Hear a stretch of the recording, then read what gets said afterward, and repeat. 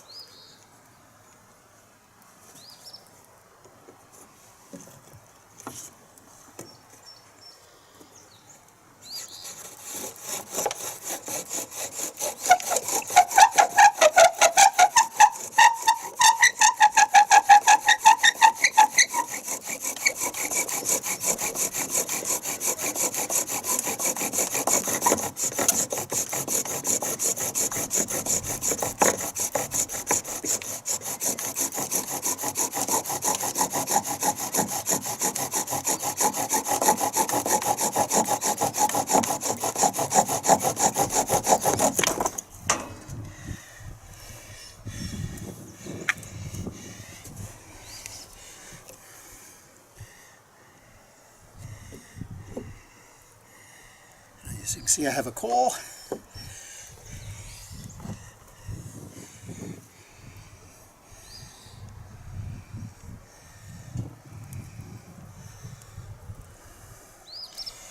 that into my tinder bundle here. And in this case the tinder bundle is jute twine, which I've worked apart. I can smell the fat wood in there.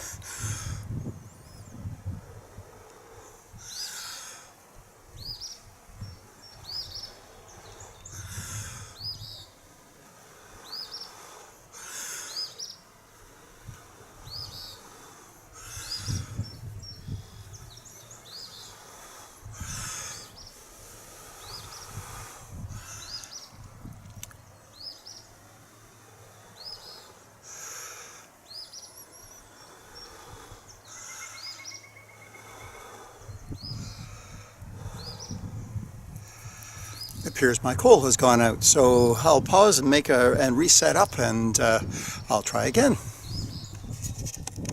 So I had to burn in another hole here, but we'll give this a spin up and see if I can take this all the way to flame for you using the socket made from the fat wood.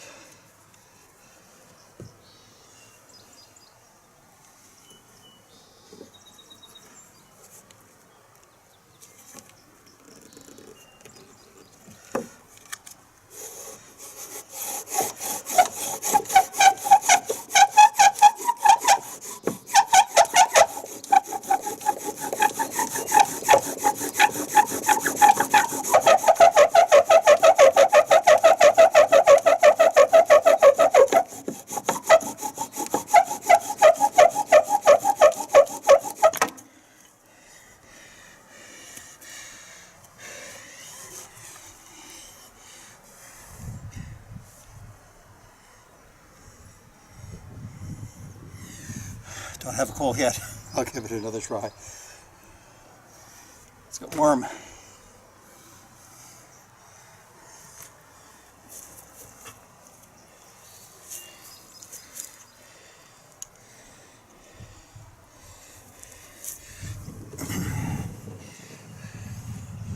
Need to take a little of the char off of this and even it out a bit, I think.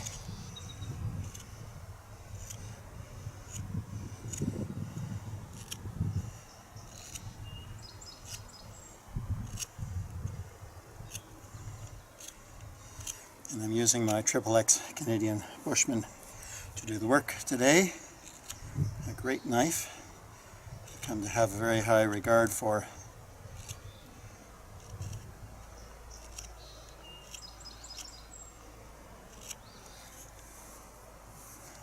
Hopefully that'll make a difference. We'll try it again.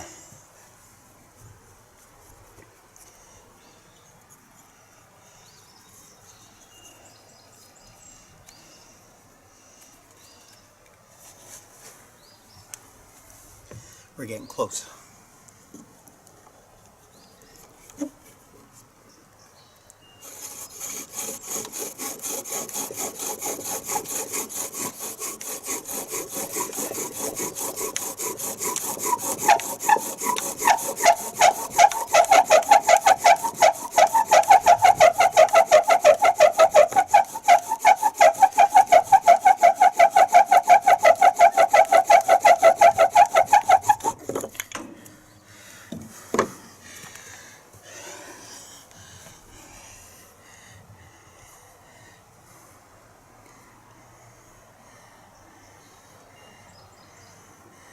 No coal yet.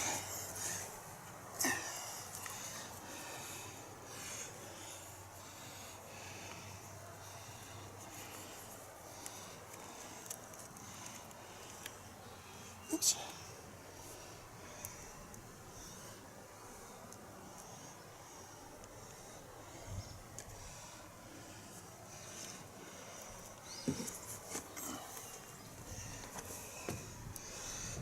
It's running more smoothly, eh?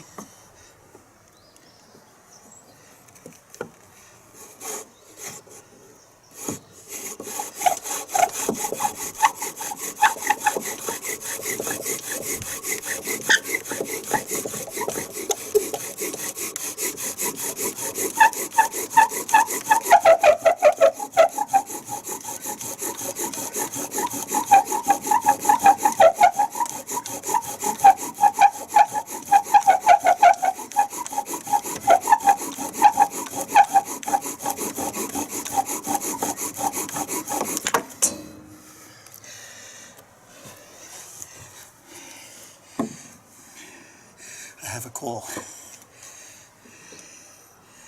I have a coal.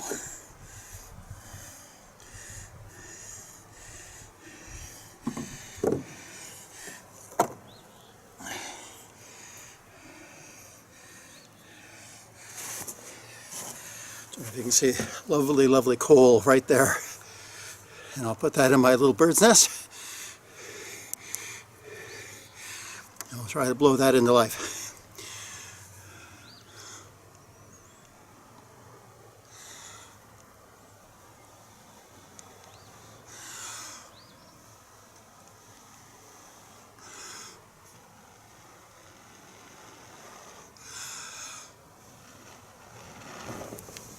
There we go, fire. So,